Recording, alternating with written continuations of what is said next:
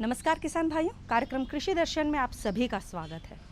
किसान भाइयों, आपकी अथक मेहनत और सरकार द्वारा चलाई जा रही अनेकों लाभदायक योजनाओं के परिणाम स्वरूप इस वर्ष भी आपने गेहूं उत्पादन के क्षेत्र में रिकॉर्ड पैदावार प्राप्त की है। आप उन्नति की राह पर यूं ही आगे बढ़ते रहे, यही कार्यक्रम कृषि दर्शन की कामना है। तो चलिए देखते हैं कि आज के अंक में क्या है खास आपके लिए। अंक की शुरुआत करेंगे मंडी भाव के साथ में खबरें खेती की से।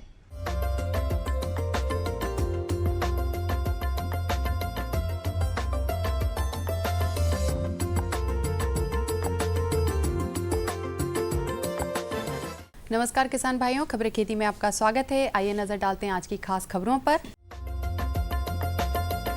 ग्रामोदय से भारत उदय अभियान से लाभान्वित हुए किसान।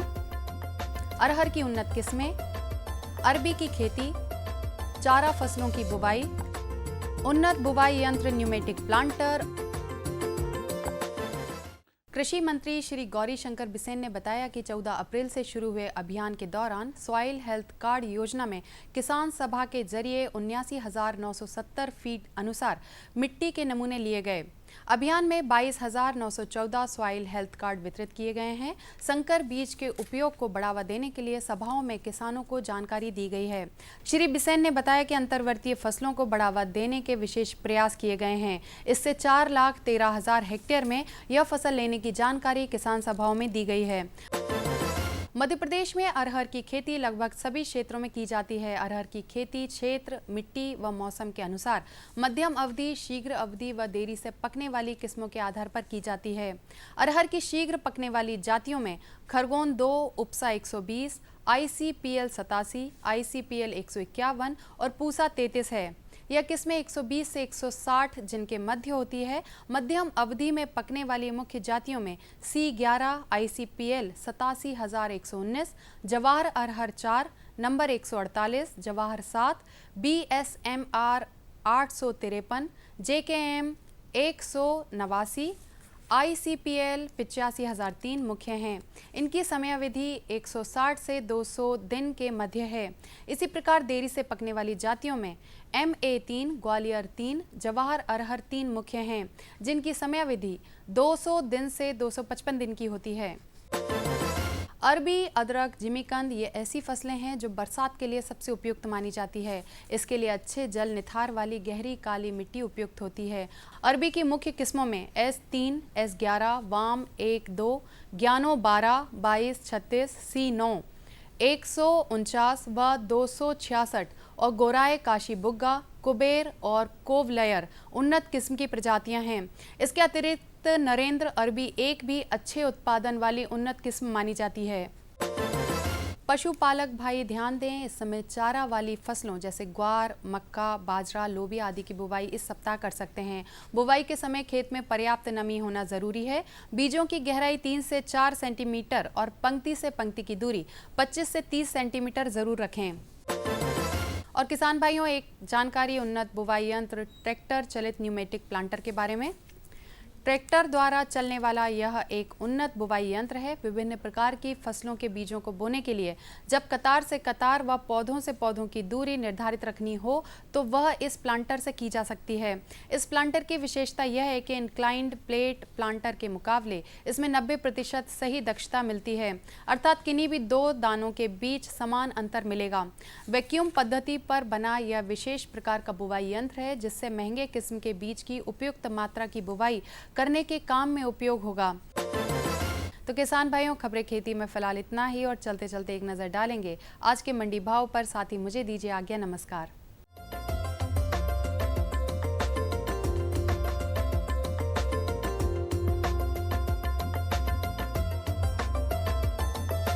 मक्का के भाव मंडियों में इस प्रकार रहे।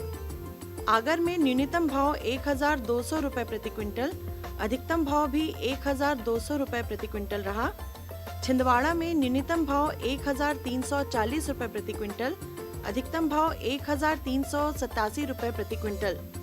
खरगोन में न्यूनतम भाव 1,021 रुपए प्रति क्विंटल, अधिकतम भाव 1,701 रुपए प्रति क्विंटल। सिंगरौली में न्यूनतम भाव 1,325 रुपए प्रति क्विंटल, अधिकतम भाव 1,350 रुपए प्रति क्विंटल। सरसों के भाव मंडियों में इस प्रकार रहे। सुजालपुर में न्यूनतम भाव 3,700 रुपए प्रति क्विंटल, अधिकतम भाव 3,960 रुपए प्रति क्विंटल। श्योपुर कला में न्यूनतम भाव 3,730 रुपए प्रति क्विंटल, अधिकतम भाव 3,980 रुपए प्रति क्विंटल। नीमच में न्यूनतम भाव 3,700 रुपए प्रति क्विंटल, अधिकतम भाव 4,000 रुपए प्रति क्विंटल।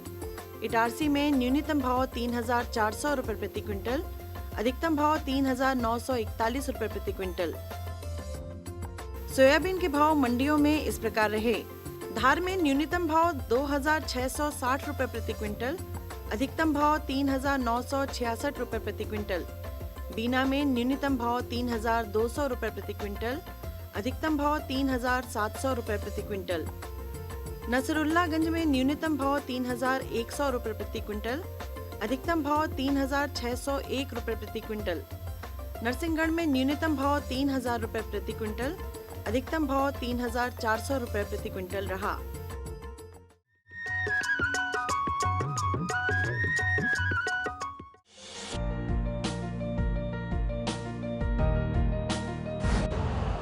यूरिया का स्वदेशी उत्पादन 70 लाख टन बढ़ाने के लिए 6 उर्वरक संयंत्रों का उद्धार किया जा रहा है।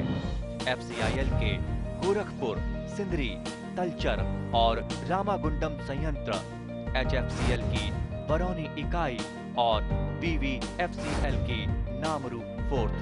सोने पर सुहागा ये है कि देश में अब बनेगा सिर्फ नीम लेपित यूरिया, क्योंकि इससे होगा किसानों का फायदा ही फायदा। अनाज का उत्पादन 10% तक बढ़ेगा। बढ़ेगी 10 से 15% नाइट्रोजन क्षमता।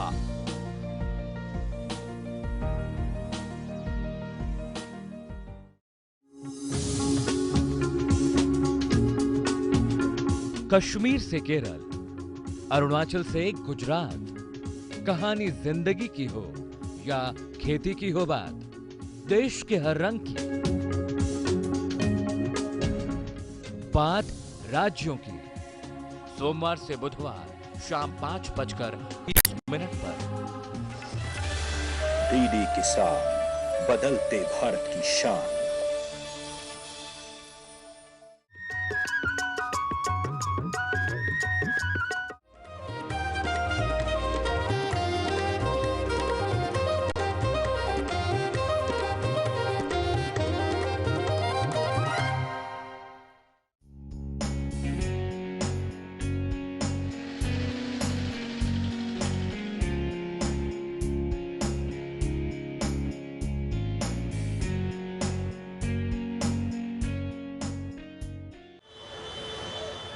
झारखंड सीमा से सटा बिहार के गया जिले का डोभी प्रखंड।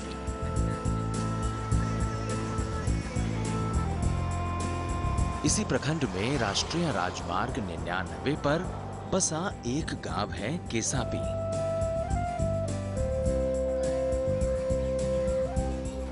ढाई हजार की आबादी वाले इस गांव में ज्यादातर छोटे किसान हैं, जिनके पास या तो बेहद कम जमीन है या फिर वो दूसरे किसानों के यहाँ मेहनत मजदूरी करते हैं। इसी गांव के रहने वाले एक किसान रामसेवक प्रसाद ने कम जमीन और सीमित संसाधनों में ऐसा कमाल कर दिखाया कि इलाके में इनके चर्चे आम हो गए। रामसेवक प्रसाद एक गरीब परिवार से ताल्लुक रखने वाले किसान हैं। कुछ साल पहले तक इनका गांव में एक कच्चा मकान था। इस मकान में ये अपने परिवार के साथ रहा करते थे। लेकिन आज रामसेवक प्रसाद ने अपनी मेहनत से सब कुछ बदल दिया। आज इनका गांव में पक्का मकान है, घर में तमाम ऐशो आराम है और बच्चे भी अच्छी शिक्षा हासिल कर चुके हैं। रामसेवक प्रसाद जैसे छोटे किसान के लिए हालांकि ये काम बेहद मुश्किल भरा था, लेकिन इन्होंने जिस तरह लीक से हटकर खेती की और अच्छा मुनाफा कमाया, इससे सब कुछ आसान हो गया। फर्स्ट में हमारी इतनी गरीबी थी कि हम पढ़ तो नहीं सके, मैट्रिक पर ही हमारी पढ़ाई सीमित हो गई। पैसे कमाने के लिए मैंने ट्रक ड्राइवर का काम सीखा और चलाया भी। और यही दौरान 85 से 90 के बीच में जो मैंने गाड़ी चलाया, हरियाणा और पंजाब का मैक्सिमम मैंने सफ़र किया था। उस दौरान वहाँ के किसानों से मिलने का अवसर मिला और उनसे ही प्रेरणा मिली कि कृषि भी एक ऐसा सिस्टम है जिससे आदमी अपने हर चीज़ को पूरा कर सकता है, आवश्यकताओं को पूरा कर सकता है। हरियाणा के किसान को फल और सब्जियों की खेती में अच्छी आमदनी लेते देख राम सेवक प्रसाद को भी धुन लग गई कि क्यों ना वो भी अपनी जमीन में बागवानी और सब्जियों की खेती करें ताकि उनका परिवार भी समृद्ध हो सके।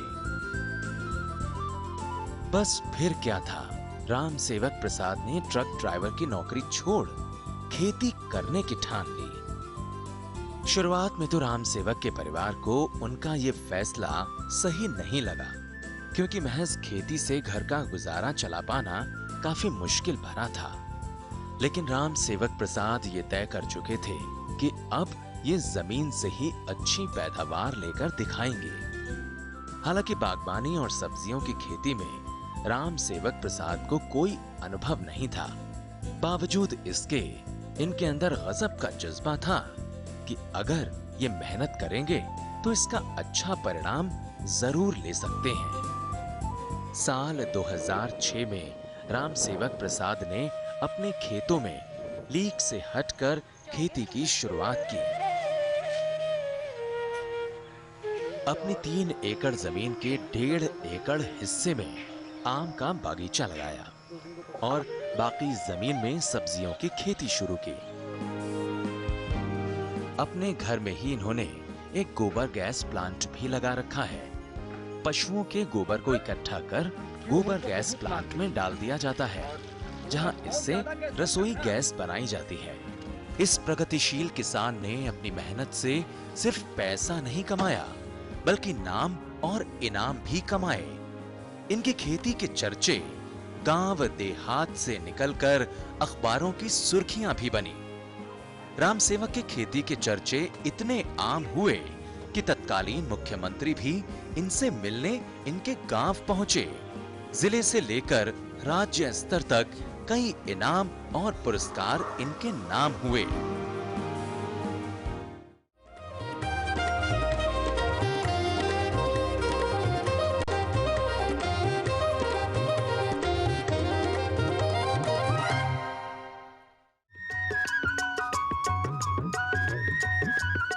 किसान भाइयों, खेती में सिंचाई के जल का बहुत महत्व है।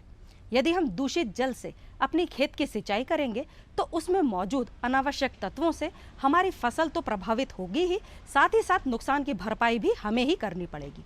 इसीलिए खेत की सिंचाई के जल की गुणवत्ता का हमें बहुत ध्यान रखना पड़ता है और उसकी गुणवत्ता बनाए रखने के प्रयास भी करना चाहिए।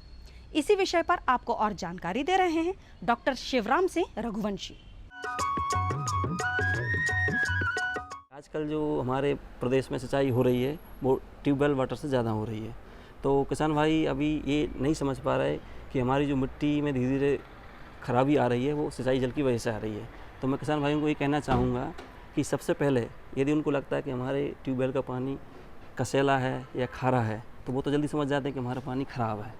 और बहुत सी जगह ये कहते हुए किसान भाई सुने जाते हैं कि हमारा पानी बहुत अच्छा मीठा है, खूब बढ़िया पाचक है, हमें खाने में कोई दिक्कत नहीं आ रही। तो मैं उन भाइयों को ये कहना चाह रहा हूँ कि यदि उनका पानी मीठा है तो वो भी खेती के लिए आजकल नुकसानदायक हो रहा है। उससे क्या हो रहा है कि वो जो मीठा पानी होता है वो क्षारीय पानी कहलाता है।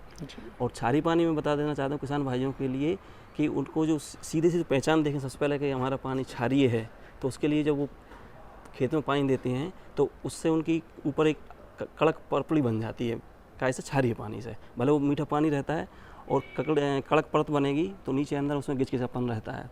ये कड़क परत जो है डॉक्टर साहब खेत के ऊपर जो आप बात कर रहे हैं, हाँ, खेत में बतराने के पहले जी, ठीक है। और दूसरा उनको मैं यही बताना चाहता हूँ किसान भाइयों के लिए कि जब वो पानी दे के निपटते हैं और जब खेत में बतर आती है, बर्फ़ आती है, उस टाइम हल्की सी एक ऊपर हल्की हल्की सफ़ेद सफ़ेद परत दिखती है। तो वहाँ से उनको समझ जाना चाहिए कि जो हमारा ट्यूबवेल हम 500 फीट पानी नीचे से ला रहे हैं, 600 फीट से नीचे पानी आ रहा है, मतलब पानी की जो गुणवत्ता है वो ठीक नहीं है। और इसके लिए वो उसका पानी का परीक्षण करवाएं। ठीक। अच्छा डॉक्टर साहब, ये बताइए कि वैसे तो परीक्षण के कई साधन मौजूद हैं, लेकिन किसान भाई अगर अपने स्तर पे परीक्षण करना चाहते हैं सिंचाई जल का, तो वो किस प्रकार से कर सकते हैं? किसान भाइयों के लिए सबसे पहले जो मैंने अभी थोड़ी देर पहले बताया था कि उनको दिखता है कि हमारे खेत में हल्की सी परत आ रही है, मतलब वो समझ जाएं कि हमें एक हल्का सा अलार्म आ चुका है कि हमारा पानी ठीक नहीं है। और जब पानी ठीक नहीं है तो धीरे धीरे उसमें क्या होगा, उनका वो मिट्टी में नमक की मात्रा बढ़ती जाएगी और धीरे धीरे क्या होगा कि वो जब पानी देते हैं, फिर उन्होंने गहरी सिंचाई दी, तो वो जो जड़ क्षेत्र रहता है वहाँ पर इनका हानिकारक लवणों का मतलब जमाव ज़्यादा हो जाता है, और बाद में क्या होता है कि वो पौधे उन तत्वों को उपलब्ध नहीं कर पाते या पौधे एक जगह से दूसरी जगह नहीं जा पाते। जी। अच्छा डॉक्टर साहब, ये जो लवणीय और क्षारीय जल की आपने बात करी, तो किसान भाई ये लवणीय और क्षारीय जल के दुष्प्रभाव से किस प्रकार से बच सकते हैं अपने खेत में? तो किसान भाइयों को मैं यही कहना चाहूँगा कि सबसे पहले वो जो मैंने लक्षण बताए वो पहचान लें कि हमारा पानी क्षारीय है या लवणीय है। जब हमने देखा कि हमारा पानी लवणीय है या क्षारीय है, तो सबसे पहले किसान भाई ये ध्यान रखें कि उसका लगातार उपयोग करेंगे तो मिट्टी ख़राब हो जाएगी और हम फसल उत्पादन पर नहीं ले पाएंगे। उसके लिए जो हमने अनुसंधान किया है और उसके बाद हम बेस में बताना चाहते हैं कि जो वर्षा जल आता है उसके लिए हम संचित करके रखें। जैसे आजकल जो खेत तालाब योजना चल रही है उसमें साइड से मतलब एक तालाब बना लें, उसमें उस पानी को इकट्ठा कर लें।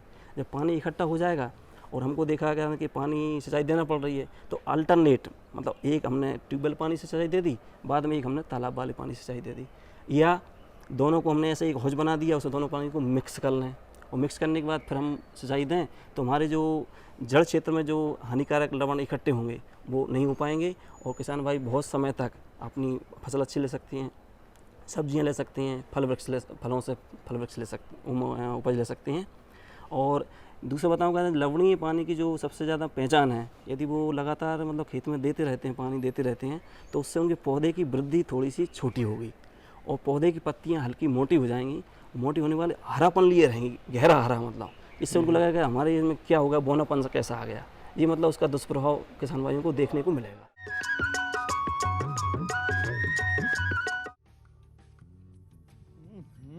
सब्जी में मसाला ज्यादा है, कितनी बार कहा है कि जितनी जरूरत हो बस उतना ही डाला करो। अरे मुझसे तो ऐसा कभी कभार होता है, और तुम जो हमेशा खेत में अनाप शनाप कीटनाशक डालते हो उसका क्या? ठीक ही तो कह रही है बहू। देख, खेत में उतनी ही दवा डाल जितनी जरूरत हो। याद रखो, कीटनाशक जहरीले होते हैं, डिब्बे पे लिखी सूचना के हिसाब से ही दवा डालनी चाहिए। पहले फेरोमोन ट्रैप, फ्लाइट ट्रैप, मित्र कीट, जैविक कीटनाशक आदि का इस्तेमाल करें। जरूरत पड़ने पर ही रासायनिक कीटनाशक का इस्तेमाल करें। छिड़काव सुबह या शाम दस्ताने, मास्क और पूरी आस्तीन वाले कपड़े पहनकर करें। हवा की दिशा में छिड़काव करते हुए पीछे जाएं। दवा के डिब्बे, छिड़काव यंत्र सुरक्षित जगह पर रखें। अब कुछ समझे क्या? हाँ, समझ गया मेरी रानी। अब ना करो नादानी। इसने पिला दिया ना तुझे पानी।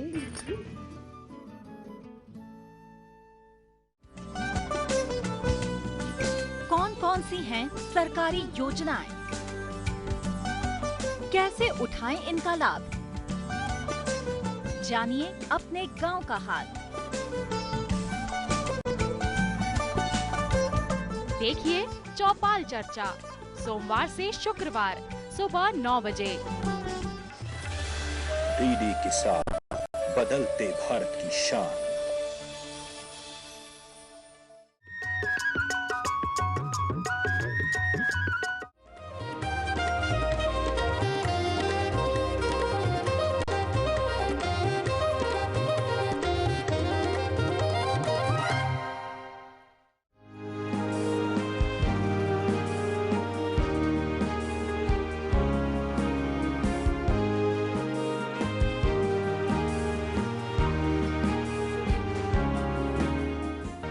पंजाब में किसानों का डेयरी फार्मिंग की तरफ अच्छा खासा रुझान है। यहाँ किसान खेतों और फसलों के साथ साथ पशुपालन पर भी जोर देते हैं।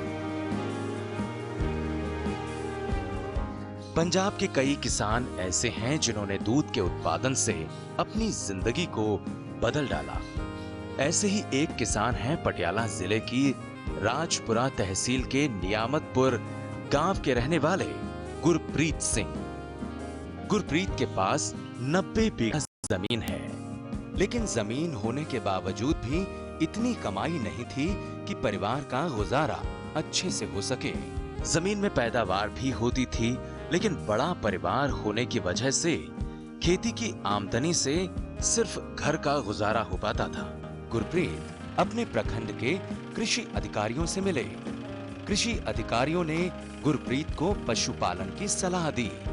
इसके बाद गुरप्रीत ने इनकी सलाह पर पशुपालन शुरू किया और आज इस काम से अच्छी कमाई कर रहे हैं। 1 से 2 से 4 इसी तरह कड़ी जुड़ती गई और साल दर साल गुरप्रीत सिंह का कारोबार बढ़ने लगा। साल 2009 में 2 गाय से डेयरी की शुरुआत करने वाले गुरप्रीत के पास आज 100 गाय हैं।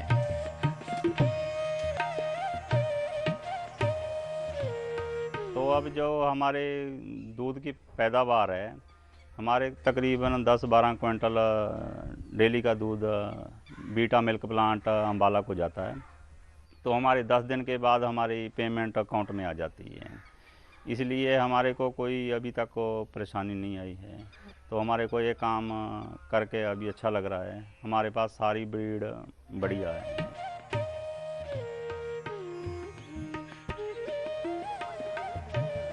गुरप्रीत सिंह ने डेयरी फार्मिंग के साथ साथ खेती बाड़ी का तरीका भी बदल दिया है। पहले ये बाकी किसानों की तरह अपने खेतों में गेहूं, धान और सब्जियां उगाते थे, लेकिन अब इनके खेतों में सिर्फ मक्का बोया जाता है। अलग अलग बीजों के इस्तेमाल से ये 12 महीने मक्का की फसल बोते हैं। हैरत की बात तो ये है कि 90 बीघा जमीन होने के बावजूद ये अपने खाने के लिए गेहूं और चावल खरीदते हैं और पूरी जमीन में खाने के लिए मक्का बोते हैं। हरी और ताजा मक्का कुट्टी के तौर पर पशुओं को खिलाई जाती है। बरसात के मौसम में जब खेतों में पानी भर जाता है और चारा लाने में दिक्कत होने लगती है, ऐसे वक्त में पकी हुई मक्का खिलाई जाती है।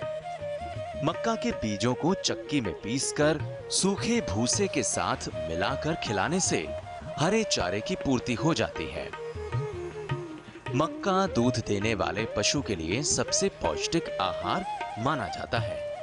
इसे खाने वाले पशु अच्छा दूध देते हैं और इससे पशु के शरीर में कैल्शियम और विटामिन की पूर्ति होती है।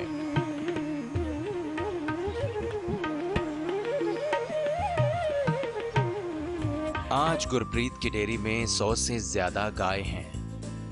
कुछ गिनी चुनी जर्सी गायों को छोड़कर बाकी सभी गाय HF नस्ल की हैं। HF यानी हॉस्टन फ्रिजन।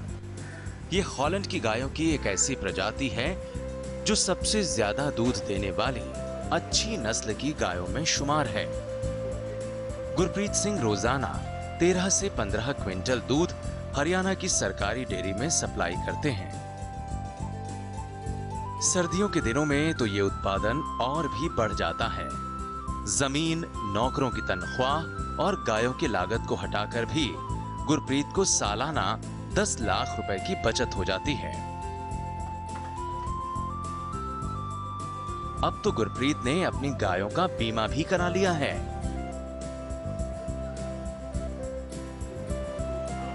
ये दूध बेचते जरूर हैं, लेकिन घर में भी दूध, दही और घी की मौज रखते हैं।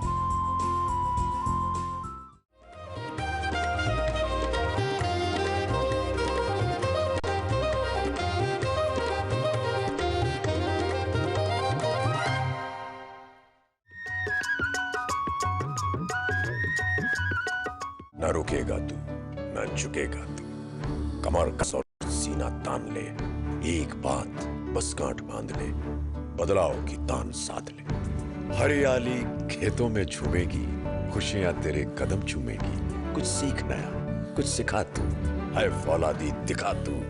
कमर कस और सीना तान ले, एक बात बस गांठ बांध ले, बदलाव की तान साध ले।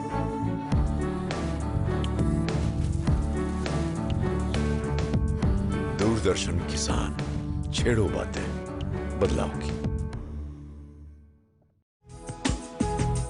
पशु नहीं अभिमान है, किसान भाई की शान है। आय का है माध्यम, परिवार का सम्मान है। पशुपालन पर आधारित विशेष प्रोग्राम हमारा पशुधन, गुरुवार और शुक्रवार शाम 5:30 पर। डीडी किसान, बदलते भारत की शान। मुद्दा एक, खरीफ की फसल का मतलब ही यह है कि भाई जो मानसून की बारिश होगी उसी पे ये फसल जो है आगे चलेगी। राय अनेक, फसलों का और प्रजातियों का चुनाव सही से करें। विषय विशेष पर होगी जमकर बात। कैसी भी परिस्थिति आएगी तो किसान डटा रहेगा, किसान डटा रहेगा तो देश के लिए अन्न पैदा होता रहेगा। देखिए विचार विमर्श शुक्रवार शाम 7:30 पर। डीडी किसान, बदलते भारत की शान।